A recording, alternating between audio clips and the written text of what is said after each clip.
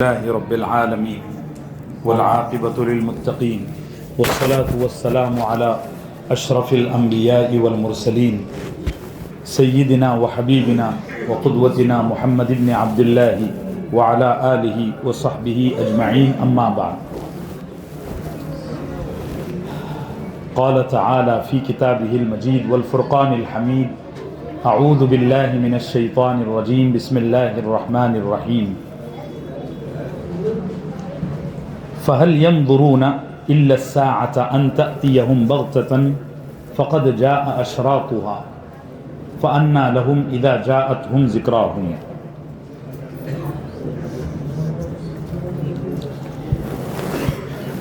وقال النبي صلى الله عليه وسلم: إذا اقترب الزمان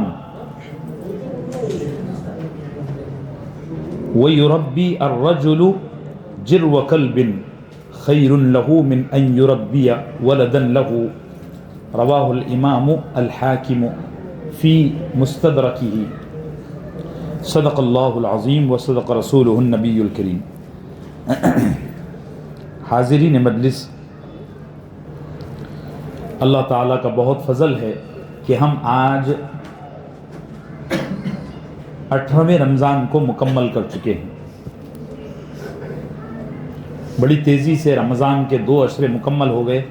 آخری عشرہ اب شروع ہوتے ہوتے ہے.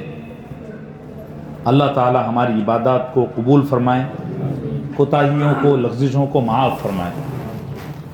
تراویح کے بعد کی یہ جو مجلسیں ہیں، اس میں قیامت کی علامتوں کو تفصیل سے بیان کیا جا رہا ہے، اور 38 علامتیں اللہ تعالیٰ کے فضل سے مکمل ہو گئیں. 38.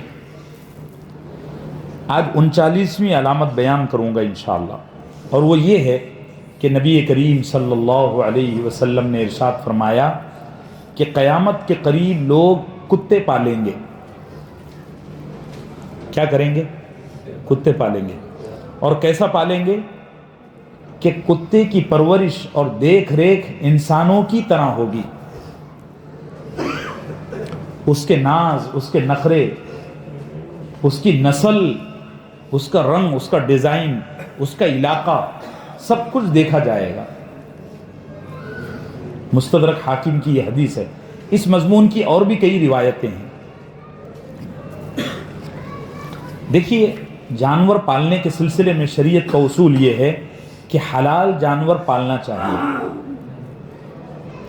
حلال جانوروں میں برکت بھی ہے، اور حلال جانور میں منفعت بھی ہے، نفع بھی ہے. اسی طریقے سے حلال جانور کو پاس میں رکھنے کی وجہ سے بہت سارے خیر بھی وجود میں آتے ہیں. اس کے مقابلے میں جو حرام جانور ہیں، خاص طور سے کتا نہ صرف حرام ہے بلکہ نجس العین ہے.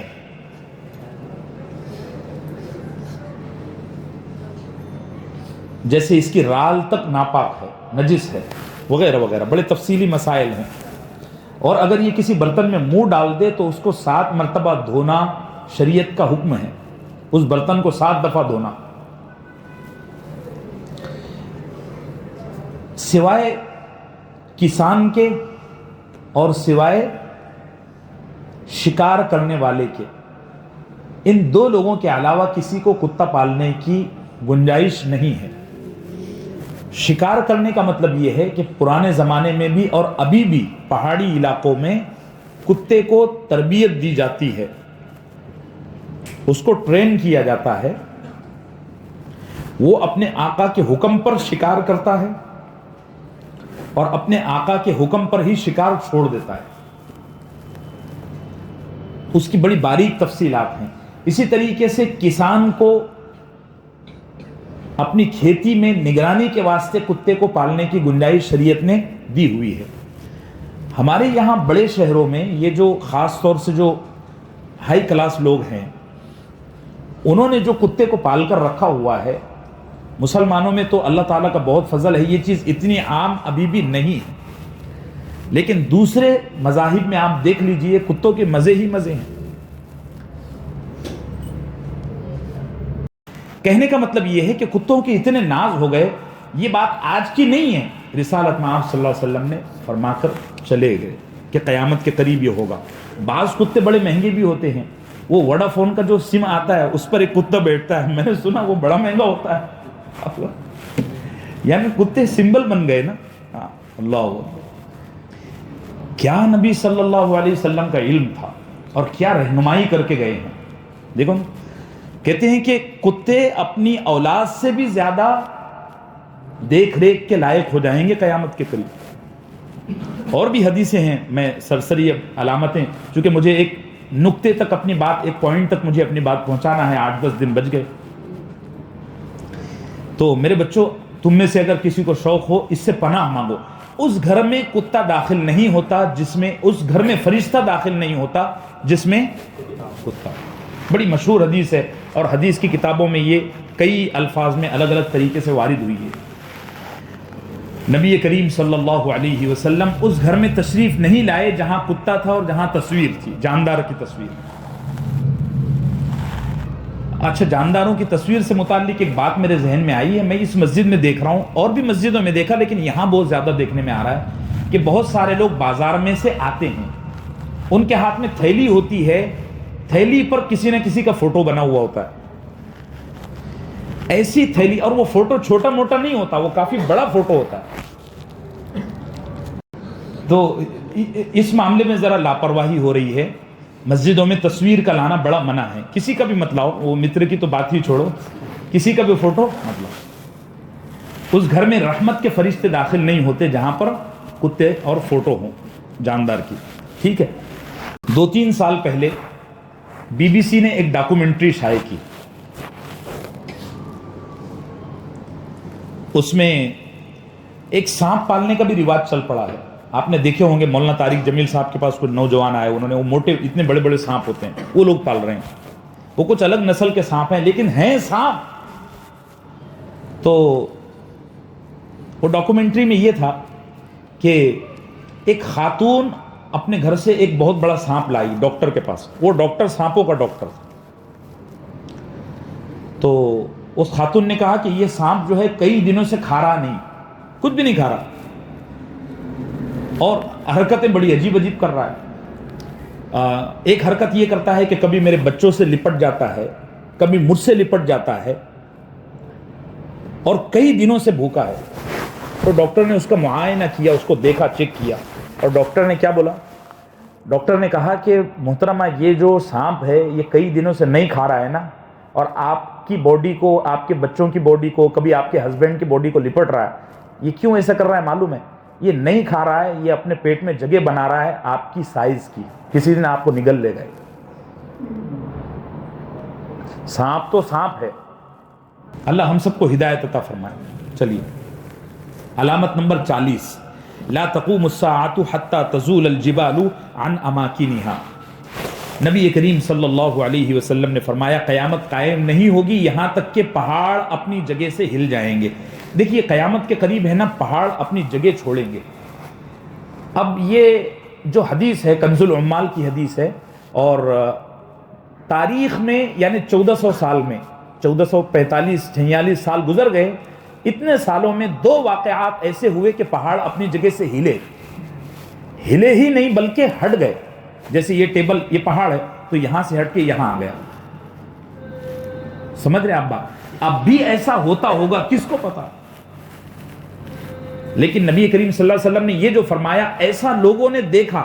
ایک تو یمن میں ہوا تھا خلیفہ معتصم باللہ کے زمانے میں، سن 242 ہجری میں، کہ یمن میں ایک پہاڑ اپنی جگہ سے ہٹ گیا باقاعدہ، لوگوں نے اس کو دیکھا کہ پہلے یہ پہاڑ یہاں تھا اور اب یہاں آ گیا۔ اسی طریقے سے دوسری دفعہ سن 300 ہجری میں یہ واقعہ ہوا، دینور کر کے ایک شہر ہے، وہاں شہر سے باہر ایک پہاڑ تھا، وہ پہاڑ اپنی جگہ سے کافی ہٹ گیا اور اس کے بعد وہ دھنس گیا۔ اس کے دھنسنے سے آس پاس کی کئی بستیاں بھی زمین میں دھس گئی، بڑا جانوں کا نقصان بھی ہوا تھا۔ اس کو امام جلال الدین سیوطی رحمۃ اللہ علیہ نے تاریخ الخلفاء میں نقل کیا ہے۔ تو 2 واقعات کتابوں میں ملتے ہیں، اب بھی ہوتا ہو ایسا، واللہ اعلم۔ چلیے، نمبر 41، ان من اشراط الساعۃ ان یظہر الشح، یہ بڑی منحوس بات ہے کہ نبی کریم صلی اللہ علیہ وسلم نے ارشاد فرمایا کہ قیامت کے قریب لوگ کنجوس بہت ہو جائیں گے، بہت کنجوس۔ اللہ اس سے ہماری حفاظت فرمائے، بہت گندا مرض ہے۔ میں نے اس دن بھی آپ سے بتایا کہ کنجوس آدمی چاہے جتنی عبادت کر لے اللہ اس سے خوش، وہ اللہ کو دھوکہ دے رہا ہے۔ دیکھو ہر نعمت کا شکر الگ ہے۔ مثال کے طور پر ایک آدمی کو اللہ تعالیٰ نے اچھی خاصی صحت دی ہے، خوب مضبوط بدن ہے، اس آدمی کے ذمے ضروری ہے کہ وہ اس نعمت کا شکر لوگوں کی خدمت کر کے اور خیر کے کام کر کے ادا کرے۔ صحت مند آدمی اگر نماز نہیں پڑھ رہا، صحت مند آدمی اگر کسی کی جسمانی خدمت نہیں کر رہا اور بس یہ کہہ رہا الحمدللہ میری صحت بہت اچھی ہے، تو وہ اللہ کا شکر گزار نہیں۔ کسی آدمی کو اللہ تعالیٰ نے علم دیا ہے اور اس علم کو وہ لوگوں تک نہیں پہنچا رہا اور یہ کہہ رہا کہ اللہ نے مجھے بہت علم دیا ہے، الحمدللہ میں اللہ کا شکر گزار ہوں، بھائی یہ زبان سے آپ کچھ کہہ رہے ہو لیکن حقیقت میں آپ شکر گزار نہیں۔ اسی طریقے سے کسی آدمی کو اللہ نے مال دیا ہے اور وہ کہہ رہا ہے اللہ نے بہت دیا، اللہ نے بہت دیا، اللہ نے بہت دیا، اللہ کا شکر ہے، اللہ کا شکر ہے، لیکن وہ اس کو خرچ نہیں کر رہا، تو وہ شکر گزار، وہ اللہ کو اصل میں دھوکہ دے رہا ہے۔ نبی کریم صلی اللہ علیہ وسلم نے فرمایا، سنن ابی داؤد کی حدیث ہے کہ کنجوس آدمی کتنی بھی عبادت کرے اللہ اس سے ناراض رہتا ہے، اور سخی آدمی عبادت میں کچھ کمی بیشی کر بھی لے تو بھی اللہ اس سے خوش ہو جاتا ہے۔ دونوں چیزیں سمجھ رہے ہیں نا، کمپیئر کر رہے ہیں نبی کریم صلی اللہ علیہ وسلم۔ ہمارے یہاں سخاوت کا مطلب یہ لے لیا گیا ہے کہ ہم سال میں تھوڑی بہت زکوٰۃ ادا کر لیں یا کوئی ضرورت مند کو دیکھ کے ہم دے دیں۔ میں نے اپنی زندگی میں 10-12 سخی دیکھے ہیں، لاکھوں انسانوں پر سے گزر ہوا۔ سخی اس کو کہتے ہیں جو لوگوں کو بے وجہ دے اور دینے کے بعد بھول جائے۔ اب تو لوگ دیتے ہیں نا اور بعد میں کبھی کوئی کوتاہی نظر آ گئی نا تو اس کی کھال ادھیڑ دیتے ہیں، لینے میں بھی بڑی گھبراہٹ ہوتی ہے۔ یہ جو غربت اور یہ جو فقر و فاقہ اور مال کی جو بے اعتدالی ہے وہ یہ کنجوسی کی نحوست ہے۔ بہت کنجوسی آ گئی ہے، اور کنجوسی کی بنیادی وجہ ہے مال کی دل میں بہت محبت۔ اللہ ہم سب کو اس سے محفوظ رکھے، اور ہمارے جو مالدار حضرات ہیں ان کو اللہ توفیق دے کہ وہ سخاوت سے کام لیں، اس میں ان کی بھلائی ہے۔ چلیے علامت نمبر 42، یہ بھی بڑی عجیب بات ہے۔ نبی کریم صلی اللہ علیہ وسلم نے فرمایا کہ قیامت کے قریب تم دیکھو گے کہ اونٹوں کے چرواہے، بکریوں کو چرانے والے ذلیل اور ہلکے قسم کے لوگ بڑی اونچی اونچی عمارتیں بنائیں گے اور اس پر بہت فخر کریں گے۔ دبئی میں دیکھ لو جا کر، یہ جتنا جو آل مکتوم خاندان ہے دبئی کا، رائل فیملی آل مکتوم، جیسے سعودی عرب والے آل سعود ہیں، اسی طریقے سے دبئی والے آل مکتوم کہلاتے ہیں۔ ان کا جو مین خاندان ہے وہ آل مکتوم ہے۔ یہ اونٹ چرانے والے لوگ تھے، ابھی 1 صدی سے پہلے ہی ان کا کوئی وجود نہیں تھا، لوگ جانتے بھی نہیں تھے، دہقانی لوگ تھے۔ اب یہ اونچی اونچی عمارتیں بنا رہے ہیں، کیا برج الخلیفہ، اور دیکھ لو، اور اسی پر فخر کر رہے ہیں۔ نبی کریم صلی اللہ علیہ وسلم نے فرمایا، صحیح مسلم کی حدیث ہے، کہ تم دیکھو گے کہ وہ لوگ جن کے پیروں میں نہ چپلیں ہوا کرتی تھی، نہ سر ڈھانپنے کو چیتڑا ہوا کرتا تھا، وہ لوگ اونچی اونچی عمارتیں بنائیں گے۔ اور اونچی عمارتیں بنانا برا نہیں ہے بچوں، دیکھو جب بھی کوئی بات ایسی کہی جاتی ہے تو اس کا یہ ویو مت لے لیا کرو کہ یہ کام غلط ہے، وہ کام غلط نہیں ہے۔ جیسے میں نے کل کہا کہ مسجدیں سجائی جائے گی، مسجدیں سجانا برا نہیں ہے، گھر عالیشان بنائے جائیں گے، گھر عالیشان بنانا برا نہیں ہے۔